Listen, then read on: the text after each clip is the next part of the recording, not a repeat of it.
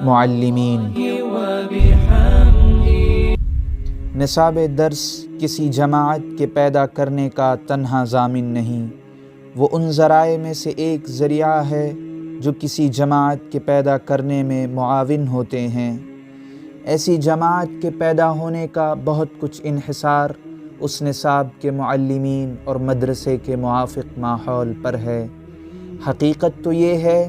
کہ معلمین کی خوبی نصاب کے نقائص کی بہت حد تک تلافی کر سکتی ہے، لیکن بہتر سے بہتر نصاب معلمین کا قائم مقام نہیں ہو سکتا۔ کامیاب معلمین کے لیے شرط ہے کہ اگر تحقیق و اجتہاد کا درجہ نہیں تو کم سے کم اپنے زیر درس مضامین کا ذوق رکھتے ہوں،